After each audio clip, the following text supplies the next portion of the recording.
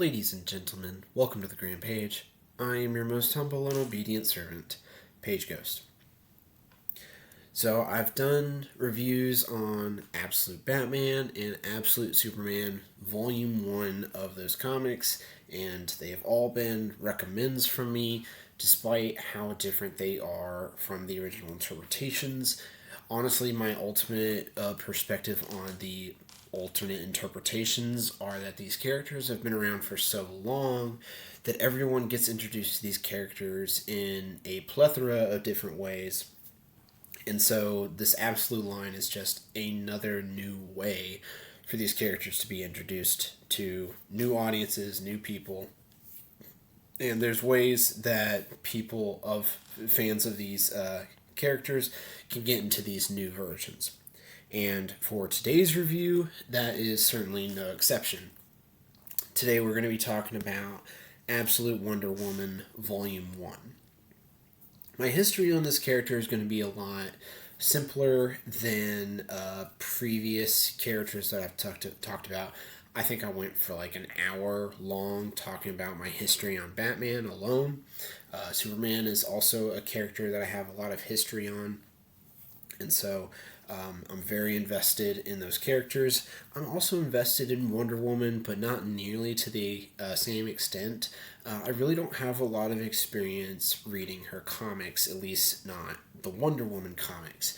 She's always been in Justice League. She was a big part of the Darkseid War, that Justice League volume of stories. I haven't read those in a while. Maybe I'll do a review on those because I still have both of those.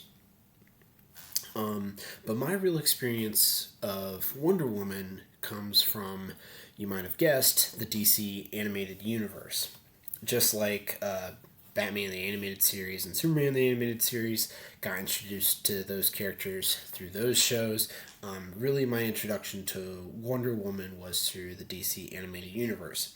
And I've also touched a bit here and there on how I feel as far as like Steve Trevor, who she's really meant to be with, sort of thing, who Batman's really meant to be with. I've always seen Batman and Wonder Woman as the sort of best couple that could be there. You could also say that, Wonder Woman coming from Themyscira, she doesn't really need to be with anyone in the first place. Like, she's basically a god, so she's going to live forever, so why even end up with anyone in the first place? And then you can make a strong argument for Batman being Andrea from Batman Mask of the Phantasm. That's really the only other female that I've seen Batman actually sort of, the relationship actually makes sense. But I've always liked the dynamic between Batman and Wonder Woman. I liked it, especially in the DC animated universe. It looked like they might do it with the Snyder movies. Unfortunately, we just didn't get to see a whole lot of that. But anyways, getting into the comic book proper, again, I really don't have a lot of experience with Wonder Woman, so we're just getting straight into it. So much like the other versions of Wonder Woman, something happens that brings Wonder Woman from where she is to man's world. And really, just man's world is being attacked by, I don't even, like, just various Greek mythological creatures that ultimately lead her to answering the call to help mankind. Because she still has sort of that aspect of her character that she wants to help people, that she believes mankind is good. Steve Trevor is a big help with that. He doesn't end up on Themyscira, but instead he ends up on Cersei's Island with Diana. And that's a big change here in the Absolute Wonder Woman, is that instead of being on Themyscira, she's actually taken away, because she is an Amazon, but she's taken away from Themyscira, and she's put on the island with Cersei. And Cersei essentially raises her as her child. So there's a lot of really cool visual stuff going on with Wonder Woman, arguably more so than with Superman and Batman. So, like I talked about how Batman's hooks on his cape, Superman's cape being dust, create a lot of really interesting opportunities for some really interesting visuals. Wonder Woman has a lot more opportunities because of her heavy not heavy reliance, but she uses a lot more magic in this version than she has in previous versions. Like what I really like about Absolute Wonder Woman is there's a lot heavier emphasis on her Greek mythological ties. In other versions of Wonder Woman, again, I don't have a lot of experience with Wonder Woman outside of the DC animated universe, but I never got the sense that there was a heavy emphasis on her Greek mythology. She was almost like another Superman to a certain extent. She would just do some things that Superman wouldn't. Um, so I always just kind of, especially again with the DC animated universe, she has a lot of the same superpowers. She can fly. She's essentially invulnerable, and she's super strong. Things like that. But here, what I really liked was the heavier emphasis on the Greek mythology and her use of magic. Cersei taught her how to use her magic really, really well. So that was super cool. Um, I want to say that her sword is really cool, and it does have really cool moments, but it's like a perfect rectangle. Like the top of it where there'd usually be like a bend or like a diagonal or something. Even that's a perfect rectangle.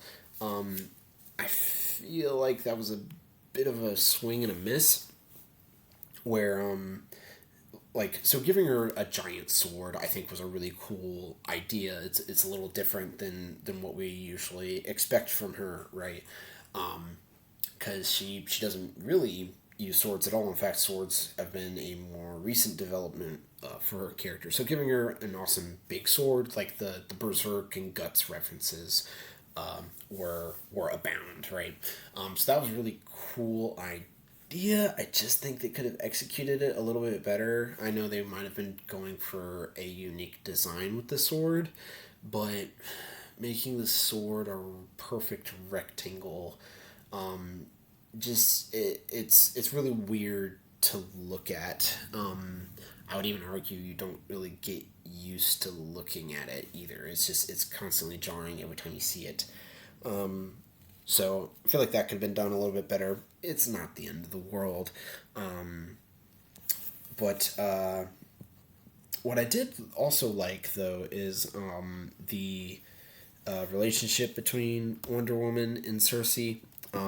Cersei really comes to care for Diana, and I mean, yeah, like, and she teaches Diana all of the ways of magic.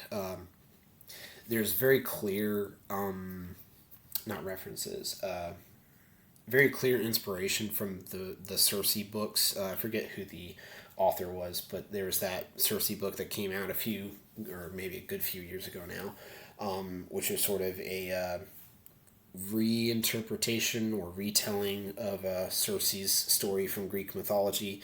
Very clear inspiration from that book here.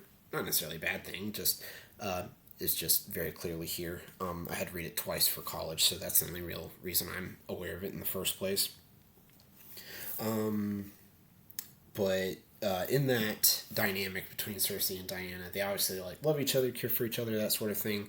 But it's very clear that Diana is a lot more open-minded because she's younger and less experienced, whereas Cersei, she's been around for a while. She's had experiences with people, both with gods and with people, and so she's much less trusting. But she does inherently trust her daughter. So that's a really good dynamic there to experience. I wonder if there's much else to say here. Uh, I guess one critique that I do have, so like the sword thing, that's just like that might just be a me thing. It's not like a real critique per se. Unless they expand on it a bit more. Her losing her arm. So she technically doesn't have an arm. She had to give it up. So she technically doesn't have one of her arms. But she can still use it through magic, but she can lose it also. And then she has a backup robot arm in case she loses her magic arm. Where's the sacrifice here, really? So like there is like the inherent value of like I had my arm and now I don't anymore, right? There is that inherent value of like the body itself, right? So there is that aspect to it, but when it comes to storytelling, things need to be a little bit more layered than that. There's no real sacrifice going on here because so like she gave up her arm, but then she uses magic so that way she can keep her arm, and then if she loses her magic arm, she has a robot arm as a backup. And in my experience in reading this, there's really nothing that it's almost like both the magic arm and the robot arm is basically she has her arm. So there's no sacrifice here that really occurred whenever she lost it in the first place. So why the sacrifice at all? I don't know. Maybe they'll expand on it a little bit more, right? Because this is an ongoing series. It's an ongoing comic. So maybe they'll make the sacrifice worth it a bit more. But it doesn't quite. It's like it's a bit too easy. So what I really like about this is the stronger ties to the Greek mythology, but that it has a little bit too easy of an answer with her losing her arm, and then on top of that, her her sword. Personally, for me, it's just visually not that interesting. I would at least recommend picking up this first volume. I'll probably eventually get the second volume myself, but I wouldn't fault you if you had kind of stopped after that first volume. But I think this is definitely going to be an interesting intro for people into Wonder Woman herself. And then if they end up picking up past Wonder Woman books, seeing those comparisons between Absolute Wonder Woman and older versions of her. I think that'll be very interesting to see. With all of that being said, I am your most humble and obedient servant, Page Ghost.